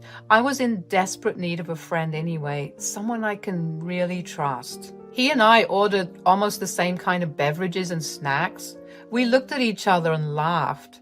The waitress clearly thought we were a couple, so she insisted to give us a couple discount that was valid for that day. We knew it was a good offer, so we took it. Sorry, I hope you didn't mind that we took the discount. I mean, it was so very tempting. Not at all. I mean, I'm all about getting things cheap. Besides, they wouldn't know. Then I'd want you to try their chai latte. It is super soft and creamy. You would totally love it. Caleb and I were engaged in a friendly chat at the quaint cafe when suddenly the door swung open and my heart sank at the sight of Ashley entering with a friend. I could feel my emotions churning, memories of the painful betrayal flooding back despite her apologies, trying to maintain my composure. I forced a smile at Caleb, hoping he wouldn't notice the turmoil within me, but it was too late. The hurt was evident in my eyes. I could feel the weight of the past bearing down on me, and I knew I had to get out of there before I completely unraveled. Excusing myself, I jolted out of my chair, not wanting to confront Ashley or her friend. Caleb, ever perceptive, noticed my sudden distress and without hesitation followed me out of the cafe. I don't care if Ashley saw me. If she had the slightest remorse towards me, she wouldn't follow me. Joanne, wait, what happened? I'll explain everything later, I promise. I just don't want to deal with it right now. He nodded understandingly, giving me the space I needed. We stepped outside, the cool breeze offering a small respite from the overwhelming emotions inside me. He had to go back inside and request a waitress to pack all the things we ordered. I made a scene. I felt so embarrassed about it. We could have had a nice time, but why today and why Ashley? I sometimes wonder, do bad coincidences happen on purpose to piss people off? There are so many other places to eat, but she decided to come at this one. I ran towards a nearby bridge and stood there panting. Caleb followed me soon after. His hand was full of all the items. Hey, Joanne, how about we sit here on this bench? I'm sorry for the things. I really didn't mean for it to happen. I actually met someone I really dislike. You know what? I have all the time right now. You can share anything with me. I mean, if you want to. I took a breath and started venting everything from the start. I'm pretty sure Caleb was trying to process everything at once. I mean, it can get a little overwhelming. He placed a comforting hand on my shoulder. I understand, Joanne. I can't even imagine how difficult it must be for you. But remember, you don't have to face this alone. And trust me when I say, that guy doesn't deserve you. I mean, who could ever ditch a girl like you for some Ashley? Really? That is really sweet of you to say. You were really understanding for someone I first met. Thank you, Caleb. Well, I know it's not the same, but I do have a similar issue with my mom. She can get on my nerves sometimes. I mean, she was the kind of woman who would make mistakes and then apologize and then repeat it all over again. My dad had a really hard time with her. That is the reason why I'm actually on a small solo trip here. I'm originally from Tennessee. I'm sorry. I didn't know. Are your parents still together? No, they separated ever since I was 15. But Mom refused to leave because she had nowhere else to go and my dad's money was her only source of income. My dad refused to stay, so he left. What exactly did your mom do? Well, she put our expenses on the line with all her impulsive purchases, plus she had a drinking habit. She was not really herself every time she was under the influence. I see. As we sat there, a sense of gratitude washed over me for having Caleb by my side during this vulnerable moment. He took the courage and strength to share his own life story. Despite revisiting our shitty memories, there was also a glimmer of hope that maybe with this friendship and support, we could find healing and move forward from the pain of our past. This started a whole new episode for me. After our unexpected encounter in the bookshop, Caleb and I continued spending more time together, forming an unexpected bond that felt both comforting and natural. Even though I tried my best to keep my guard up, Caleb's soft nature and warm composure broke down the layers of my walls one by one. He had a few more days to stay before he returns to his hometown. I felt sad. I really didn't want him to go, but he promised he would keep in touch. Will we ever see each other again? I mean, I have had a great time with you. I actually would love it if you can visit Tennessee. I can show you around, take you out on cozy cafes without Ashley suddenly ruining it. I might actually. It has been so long since I went anywhere without my parents tagging along.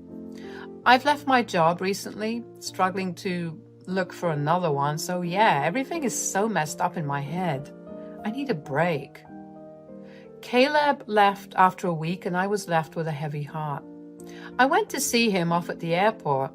I made a mistake. I fell in love. Again.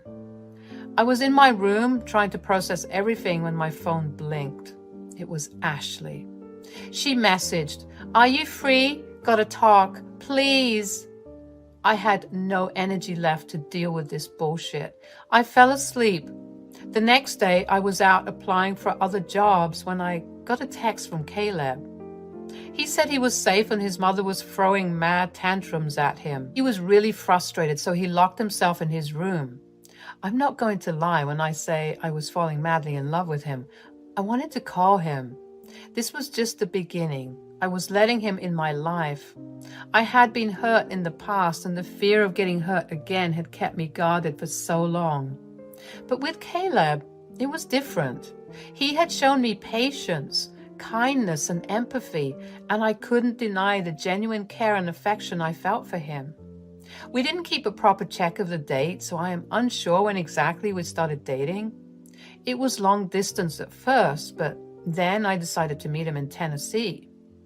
His mother was extremely impolite, but Caleb somehow managed the situation. He mentioned to me beforehand that things might get a little difficult. Isn't that what love is? Being for each other? Caleb, need to tell you something.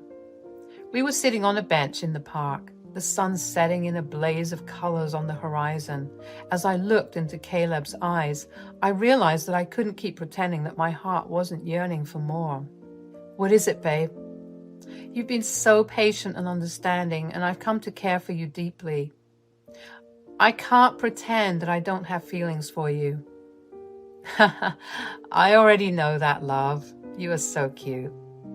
I mean, I wanted to say it to you up front that I really love you, Caleb. We hugged and stayed there for a while. I wanted time to stop, like literally. I wanted to give my heart a chance, just this one time. I made him visit my parents. We had a lovely time together. My parents were more than happy to see me healing and enjoying myself. They definitely looked at Caleb as an ideal son-in-law. Soon, Caleb and I decided to tie the knot. As I stood at the altar, my heart swelled with emotions. I couldn't believe how far we had come. From that chance meeting at the bookshop to this moment of saying, I do. All those moments of vulnerability, support, and love led us to this very moment. I looked into Caleb's eyes, and the love I saw mirrored back at me was overwhelming. We faced our fears, shared our deepest secrets, and supported each other through both joy and sorrow. Our love had grown stronger with each challenge we overcame, and I knew in my heart that he was my partner, my confidant, and my best friend. But I wish we had some respite. On the day of the ceremony, his mom barged into the venue, trashing everything around and screaming loudly, saying that I was taking over their lives. Caleb confirmed she was drunk. His friends came and took her away. She later apologized to Caleb, saying that she was sad. Oh, so that's why you decide to trash on my important day. You always do that. You are beyond help, Ma. I know I messed up. Please don't be mad, my baby. I was just cautious about who you were bringing home. Just shut up. You always do this. You have done it multiple times by now, to the point it is ridiculous. Just go back to your room. Please, dear. I've changed a lot. I promise I won't ever do this. I wanted to be a part of your celebration.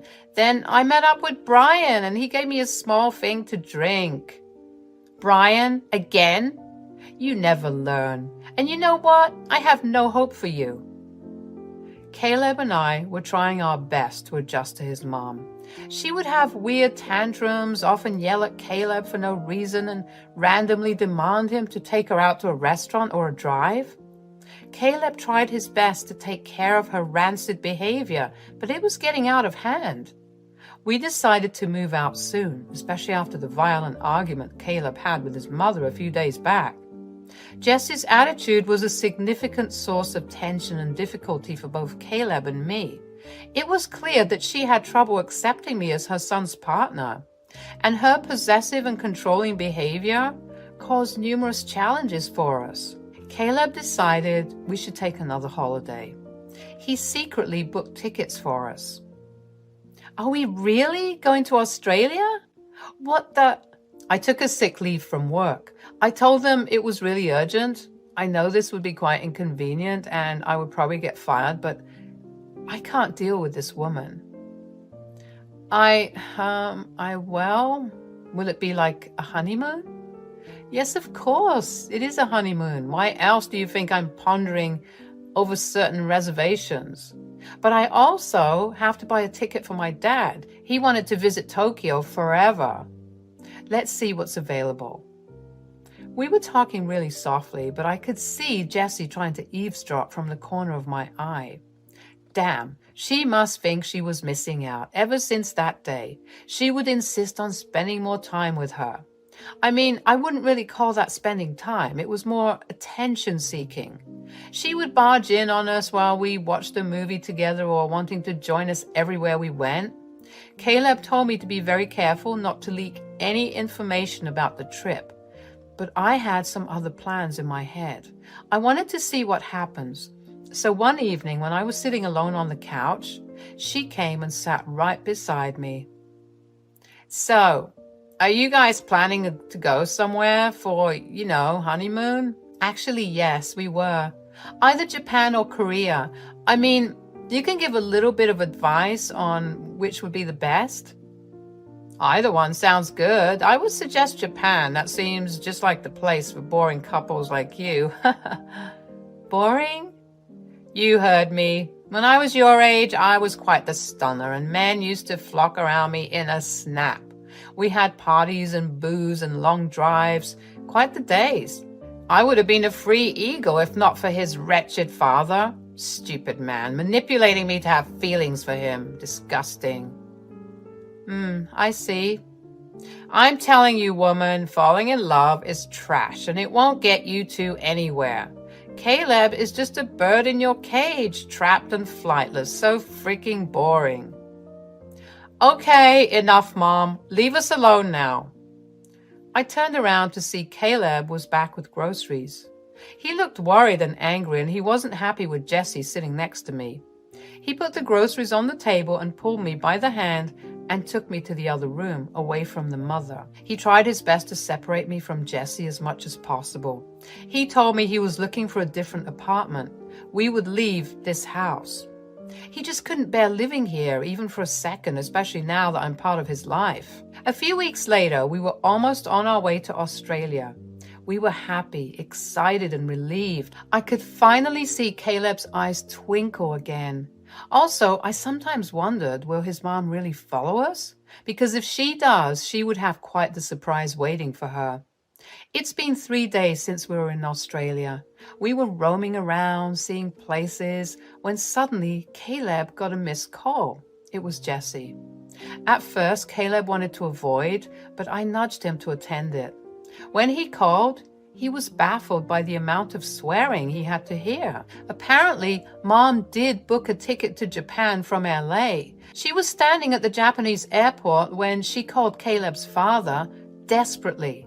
He said that we were in Australia. Now she doesn't have enough money on her to buy a ticket back home, so she requested him if he could manage to get her some. What a woman. I laughed my guts out, but I was scared that Caleb was going to get mad at me. Was this your doing, babe? I'm sorry. She was asking about it, so I lied. I really didn't expect she would actually do that. Oh my God. I'll apologize to her. Nope, no need. You are a savage, baby. Damn, I never thought you had it in you. Wait, you're not angry at me? Of course not. That woman probably deserved it. But now the question is, should we give her the cash to come back, or should we let her have her fun? I think she should have a chance to be free. She was complaining about that a lot lately, so yeah, let her be there. Later on, we found out that Caleb's father met up with Jessie there. Caleb spoke to him regarding it and told him to be with her until we confirmed her tickets. After that, we really didn't bother knowing what went on. We were busy having fun ourselves. From that point on, Caleb and I embarked on a journey together, navigating the waters of our feelings and emotions. We took each step with caution and care, understanding that healing and growth took time. But through it all, I was grateful that I had found someone who not only accepted my guarded heart, but also inspired me to let love in again. Soon, we will be living in a different place, and finally, we could have space to ourselves without any other issues in life. We also decided to not let Jessie know where we lived. What if she barged in on us again? My parents, on the other hand, absolutely adore Caleb. They were inviting us to visit them soon, saying that we need a proper get-together. With Caleb by my side, I knew that I was not alone, and together we could face whatever the future held for us.